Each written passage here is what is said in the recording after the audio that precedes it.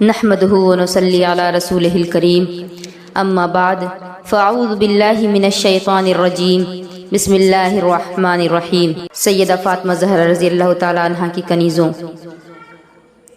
بھائی اور بہن کی جو محبت ہے اس کی مثال اس کائنات میں نہیں ملتی، لیکن کچھ بھائی ایسے بھی ہوتے ہیں جو اپنی بہنوں کی آمد پر اپنے منہ بگاڑنے لگتے ہیں، اور کچھ بہنیں ایسی بھی ہوتی ہیں کہ جو اپنے بھائیوں کی آمد پر اپنے چہرے بگاڑنا شروع کر دیتی ہیں۔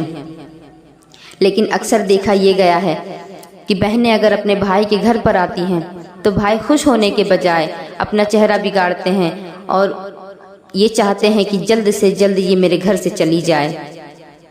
میں آج کے نوجوان نسل سے کہنا چاہوں گی کہ عید کا دن جب آتا ہے آپ 2 رکعت نماز پڑھ کر کے میلوں میں گھومنے چلے جاتے ہیں، لیکن اے عاشقان مصطفیٰ، میں آپ لوگوں سے یہ کہنا چاہوں گی کہ عید کا دن آئے آپ نماز تو پڑھنے جائیں، لیکن نماز پڑھ کر کے میلوں میں گھومنے نہ جائیں۔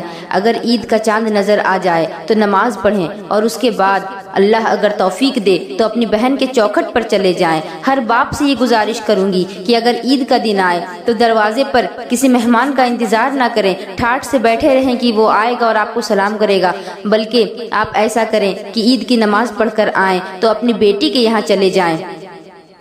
خدا کی قسم تمہاری عید تو چاند دیکھنے سے ہوگی، لیکن تمہاری بہن اور تمہاری بیٹی کی عید جب وہ اپنی چوکھٹ پر تمہیں آتا ہوا دیکھے گی تب اس کی عید ہو جائے گی۔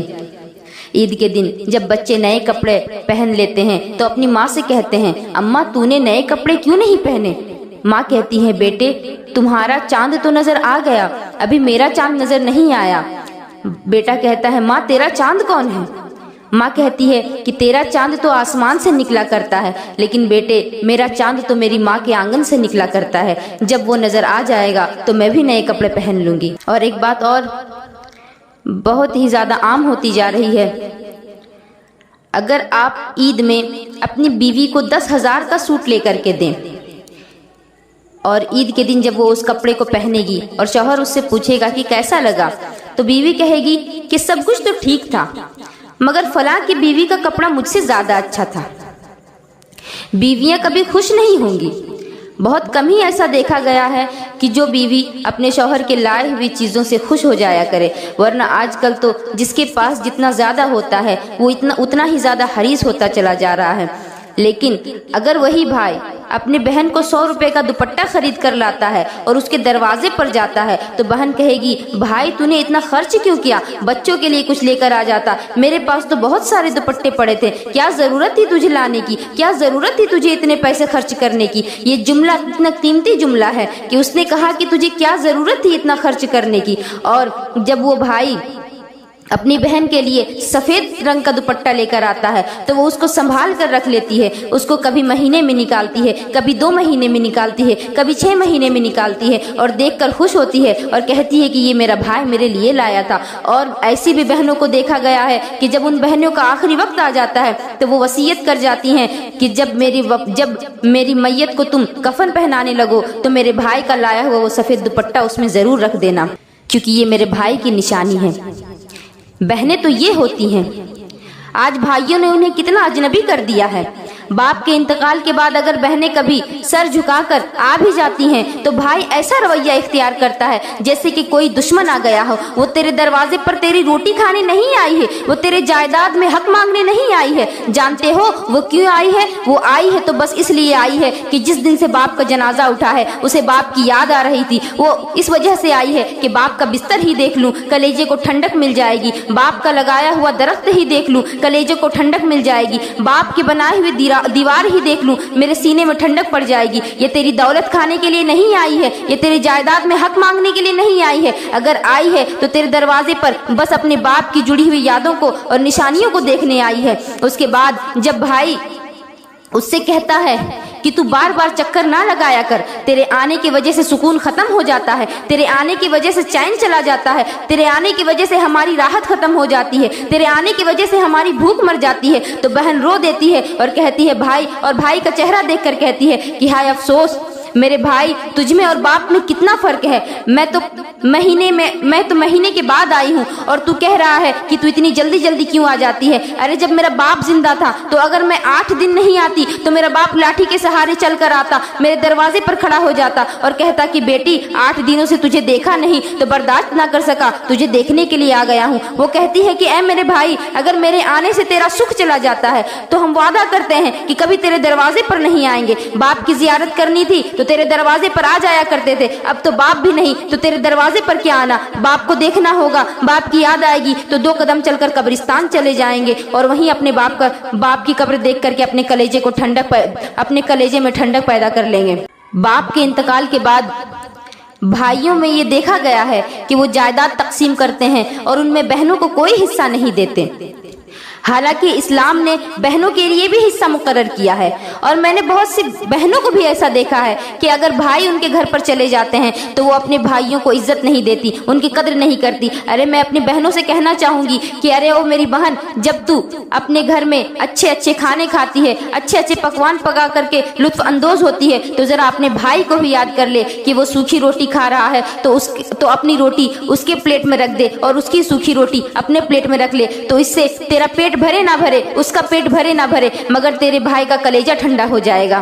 بہن کیا ہوتی ہے اور بیٹی کیا ہوتی ہے، میں آپ لوگوں کو اس واقعے سے سمجھانا چاہوں گی کہ بیٹی کی شان کیا ہے، بیٹی کی عظمت کیا ہے۔ ابو سفیان کا نام آپ نے سنا ہوگا۔ ابو سفیان وہ شخص ہے جو نبی کریم صلی اللہ تعالی علیہ وسلم کے بڑے دشمنوں میں شمار کیا جاتا تھا، لیکن وہ بڑے دشمن جنہوں نے نبی کریم صلی اللہ تعالی علیہ وسلم کو بہت زیادہ ستایا، بہت زیادہ پریشان کیا، ان میں سے بس ایک ابو سفیان ہی ہیں جن کو اللہ تبارک و تعالی نے ایمان کی دولت سے سرفراز کیا۔ اور علماء ان کے ایمان لانے کی وجہ یہ بیان کرتے ہیں کہ ایک مرتبہ ابو جہل نے سیدہ فاطمہ رضی اللہ تعالی عنہا کے چہرے پر ایک تماچا مارا۔ جب ابو سفیان کو اس کی خبر ملی تو ابو سفیان سیدہ فاطمہ کو اپنے گود میں اٹھاتا ہے، ان کو سینے سے لگاتا ہے اور ابو جہل کے دروازے پر جاتا ہے۔ ابو جہل کے دروازے پر جا کر دستک دیتا ہے، اندر سے آواز آتی ہے کہ کون ہے؟ ابو سفیان کہتا ہے میں ابو سفیان۔ ابو جہل جلدی کرتے ہوئے باہر آتا ہے کیونکہ ابو سفیان عرب کے سرداروں میں سے تھا۔ تو ابو جہل جیسے ہی دروازہ کھولتا ہے وہ دیکھتا ہے کہ ابو سفیان کے گود میں سیدہ فاطمہ زہرا رضی اللہ تعالی عنہا ہیں، تو وہ ان کو دیکھ کر کہتا ہے کہ تم اسے کیوں لائے ہو؟ ابو سفیان کہتے ہیں کہ ارے وہ کمبخت، تیری دشمنی اس کے باپ سے ہے، تیری دشمنی محمد عربی سے ہے، تجھے اس بیٹی نے تیرا کیا بگاڑا تھا، اس بچی نے تیرا کیا بگاڑا تھا جو تو نے اس کے گالوں پر تماچا مار دیا؟ اور سیدہ فاطمہ کی طرف دیکھتے ہوئے کہتے ہیں کہ بیٹی اس کے گالوں پر بھی تماچا مارو۔ سیدہ فاطمہ کتنے پیارے انداز میں جواب دیتی ہیں، ذرا بیٹیوں کی محبت دیکھیے، بیٹیوں کا دل دیکھیے۔ سیدہ فاطمہ کہتی ہیں کہ چچا جان، میرے والد نے مجھے بدلہ لینا نہیں سکھایا، میرے والد نے مجھے بدلہ لینا نہیں سکھایا۔ جب یہ بات سنتے ہیں تو ابو سفیان کی آنکھوں میں آنسو آ جاتے ہیں، سیدہ فاطمہ کے ہاتھوں کو پکڑتا ہے اور ابو جہل کے گالوں پر تماچا مارتا ہے۔ اس سے سیدہ فاطمہ زہرا رضی اللہ تعالی عنہا کے چہرے پر مسکراہٹ آ جاتی ہے اور پھر سیدہ فاطمہ کو لے کر وہ حضور صلی اللہ تعالی علیہ وسلم کے دروازے پر چھوڑ آتا ہے۔ اور جب سیدہ فاطمہ زہرا رضی اللہ تعالی عنہا مسکراتے ہوئے گھر آتی ہیں تو میرے آقا صلی اللہ تعالی علیہ وسلم کی آنکھوں میں آنسو آ جاتے ہیں، اور میرے آقا صلی اللہ تعالی علیہ وسلم اس وقت بھی رو رہے تھے جب سیدہ فاطمہ رو رہی تھی، اور ابھی جب سیدہ فاطمہ کی چہرے پر مسکراہٹ ہے تو اب میرے آقا خوشی سے رو رہے ہیں۔ اور انہوں نے پوچھا کہ بیٹی کیا بات ہے کہ تم مسکرا رہی ہے؟ سیدہ فاطمہ رضی اللہ تعالی عنہا نے سارا واقعہ ان سے بیان فرما دیا تو نبوت والے ہاتھ اٹھ گئے۔ نبی کریم صلی اللہ تعالی علیہ وسلم نے اپنے دونوں ہاتھ اللہ کی بارگاہ میں اٹھائے، آنکھوں سے اشک جاری ہیں اور اللہ تبارک و تعالی سے دعا فرما رہے ہیں کہ اے میرے رب، ابو سفیان کو اس وقت تک موت نہ دینا جب تک کہ تو اسے میری جھولی میں نہ ڈال دے۔ سبحان اللہ، یہ ہوتی ہے بیٹی۔ بیٹی کی شان کو ملاحظہ فرمائے کہ بیٹی کیا ہے، بیٹی کتنی بڑی عظمت ہے، بیٹی کتنی بڑی رحمت ہے، بیٹی کتنی بڑی نعمت ہے۔ کیونکہ اللہ تبارک و تعالی جب کسی قوم سے خوش ہوتا ہے، جب کسی انسان سے خوش ہوتا ہے تو اللہ تبارک و تعالی اس گھر میں بیٹی پیدا کرتا ہے۔ جب اللہ تبارک و تعالی کسی بندے سے خوش ہوتا ہے تو اس کے گھر میں بیٹی کی پیدائش ہوتی ہے۔ تو اسی سے آپ اندازہ لگا لیں کہ بیٹی اللہ کی کتنی بڑی رحمت ہے، اور ہمیں بیٹیوں کے ساتھ حسن سلوک کرنا چاہیے، بیٹیوں کو ان کا حق دینا چاہیے۔ बेटी का मुकाबला कोई बेटा नहीं कर सकता। लेकिन आज तुम क्या कर रहे हो? जायदाद बेटी की तुम खा जा रहे हो। बेटी के हिस्से की जमीन बेटे के नाम कर दी जा रही है। बेटी के हिस्से की जमीन बेटे के हिस्से में करके तुम ये सोच रहे हो कि सुख से मरोगे। खुदा की कसम, बेटी का हक ना मारना, वरना बेटी का हक वो हक है कि हश्र तक तुम्हारा पीछा नहीं छोड़ेगा। आज बेटियों की हिस्से की जमीन बेचकर बंदा हज करने को जा रहा है। अल्लाह की कसम, अल्लाह तबारक व तआला वो हज तुम्हारे मुंह पर मार देगा और कहेगा कि जब तू अपनी बेटियों का ना हो सका तो फिर तू मेरा कैसे होगा। बेटे की पैदाइश पर तुम मिठाइयाँ तकसीम करते हो, जश्न मनाते हो, जलसे करवाते हो। लेकिन क्या जब बेटी पैदा हुई थी तब तुम्हें जलसा कराना याद ना आया? क्या जब बेटी पैदा हुई थी तब तुम्हें मिठाइयाँ बांटना याद ना आया? बहनों का ख्याल करो, अपनी बेटियों की परवाह करो, बेटियों की कद्र जानो, बहनों का ख्याल रखने वाले भाई बन जाओ। तो खुदा की कसम, बहनों की दुआएं जिंदगी भर तुम्हें अकेला नहीं छोड़ेंगी। अगर तुम्हारे घर बेटी पैदा हो जाए तो तुम इसकी जिम्मेदार किसी और की बेटी को ना ठहराना और उसे तलाक ना देना, क्योंकि हदीस पाक में आता है कि औलाद बाप की किस्मत से होती है।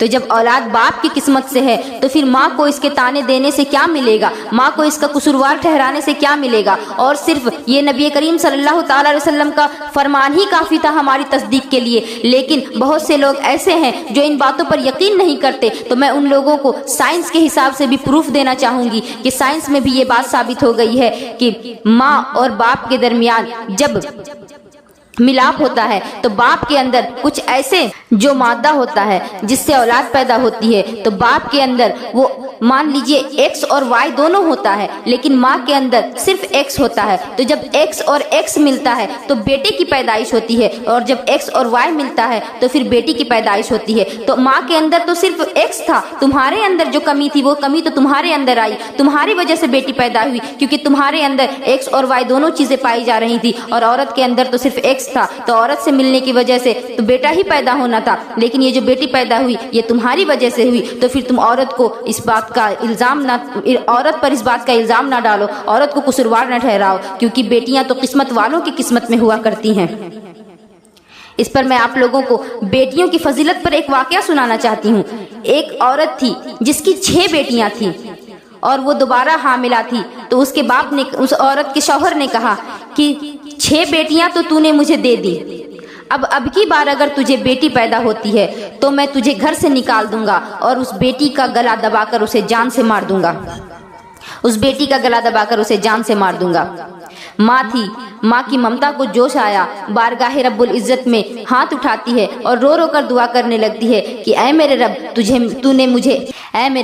तूने मुझे एक बेटी दी, मैंने खुशी खुशी कबूल कर लिया। ऐ मेरे मौला, तूने मुझे दूसरी बेटी दी, मैंने उसे भी अपना लिया। ऐ मेरे रब, तूने मुझे तीसरी बेटी दी, मैंने उसे भी कबूल कर लिया। ऐ मेरे मौला, तूने मुझे चौथी बेटी दी, मैंने उसे भी अपना लिया। ऐ मेरे मालिक, तूने मुझे 5वीं बेटी दी, मैंने उसे भी कबूल कर लिया। परवरदिगार, तूने मुझे 6ठी बेटी दी, मैंने खुशी खुशी उसे भी अपने आंचल में ले लिया। लेकिन ऐ मेरे मौला, अब मुझे 7वीं में बेटी ना देना, मुझे बेटा देना, क्योंकि अगर तू मुझे बेटी देगा तो ये मेरी बेटी को जान से मार देगा और मुझे घर से निकाल देगा।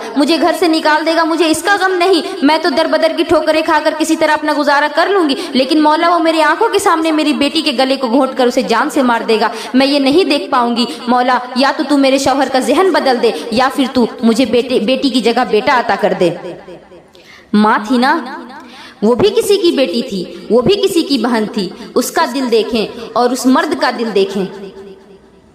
माँ की आंखों में आंसू आना था। अल्लाह तबारक व तआला की रहमत को जोश आने के लिए कभी कभी 2 कतरे आंसुओं के ही काफ़ी होते हैं, और अल्लाह इतना बेनियाज है कि अगर तुम उसकी बारगाह में पहाड़ भर सोना भी खैरात कर दो तो भी उसे फ़र्क नहीं पड़ता, तो भी वो इतना बेनियाज है कि वो उसकी तरफ मुड़कर नहीं देखता। लिहाजा रात हुई, वो शख्स सोया, उसने ख्वाब में देखा कि मैदान महशर लगा हुआ है, लोगों का हिसाब हो रहा है। अब उसके हिसाब की बारी आई। वो शख्स कहता है कि जब मेरे हिसाब की बारी आई, मेरे आमाल इतने अच्छे नहीं थे कि मैं जन्नत में जा सकता था। मुझे अल्लाह तबारक व तआला ने मुझे जहन्नम में डालने का हुक्म दिया। फरिश्ते मुझे पकड़ कर लेते जा रहे हैं, लेकिन जैसे ही जहन्नम के दरवाजे के पास मुझे खड़ा करते हैं, मेरी बड़ी बेटी आ जाती है और दरवाजे के पास 7वें दरवाजे के पास ले जाया जाता है। मेरी आंखें खुल जाती हैं। میری آنکھیں کھل جاتی ہیں اور میں گھبرایا ہوا اٹھتا ہوں اور جان نماز بچھا کر اپنے رب سے دعا کرتا ہوں کہ اے میرے رب مجھے 7ویں بھی بیٹی دے دینا، کیونکہ بیٹیوں کی اتنی عظمت ہے، بیٹیوں کی اتنی فضیلت ہے، میں آج سے پہلے جانتا نہیں تھا۔ مولا کائنات مجھے بیٹا نہیں چاہیے، مجھے بیٹی ہی دے دے، کیونکہ 6 بیٹیاں تھیں، 6 دروازوں سے میرے لیے پردہ بن گئی اور 7واں دروازہ میرے پاس تو بیٹی نہیں، تو مولا میں تجھ سے چاہتا ہوں کہ مجھے 7ویں میں بھی بیٹی دے دینا۔ سبحان اللہ، اس عورت کی دعا میں کتنی تاثیر ہے کہ اللہ تبارک و تعالی جب بنانے پر آتا ہے تو 2 آنسوؤں میں بنا دیتا ہے، اور جب اللہ تبارک و تعالی اپنی شان بے نیازی دکھاتا ہے تو پھر وہ پہاڑ پر سونا خیرات کرنے پر بھی نہیں مانتا۔ میں اپنے بھائیوں اور اپنی بہنوں سے کہوں گی کہ اپنی اولاد کی اچھی پرورش کریں، بہن اور بھائی آپس میں محبت کے ساتھ رہیں، بہنیں اپنے بھائیوں کو دیکھ کر منہ نہ بگاڑیں اور بھائی اپنے بہنوں کو دیکھ کر منہ نہ بگاڑیں، کیونکہ جب ماں باپ کا انتقال ہو جاتا ہے تو بہنوں کے پاس اپنے بھائی کی چوکھٹ کے علاوہ کوئی دوسری چوکھٹ نہیں ہوتی، کیونکہ بہنوں کو تو بیٹیوں کو تو گھر پہ جب وہ اپنے میکے میں ہوتی ہیں تو ان سے کہا جاتا ہے کہ یہ تو پرایا دھن ہے، یہ تو یہاں سے چلی جائے گی، اور جب اپنے سسرال چلی جاتی ہیں تو سسرال میں کہا جاتا ہے یہ تو پرائے گھر سے آئی ہے۔ تو پھر میں پوچھنا چاہتی ہوں کہ بیٹیوں کا اپنا گھر کون سا ہوا؟ ماں باپ کے گھر پہ کہا جاتا ہے کہ پرایا دھن ہے، دوسرے کے گھر چلی جائے گی، جب دوسرے کے گھر چلی جاتی ہیں تو وہاں کہا جاتا ہے کہ دوسرے کے گھر سے آئی ہے، تو آخر بیٹی اپنا کس گھر کو اپنا گھر کہے گی؟ لہٰذا میں آپ لوگوں سے یہ گزارش کروں گی کہ بیٹیوں کو ایسا محسوس کرائیں کہ ہر گھر ان کا اپنا گھر ہے، کیونکہ بیٹیاں خوش رہیں گی تو اللہ خوش رہے گا، بیٹیاں خوش رہیں گی تو اللہ کی رحمتیں نازل ہوں گی۔ وما علینا الا البلاغ۔ السلام علیکم ورحمۃ اللہ وبرکاتہ۔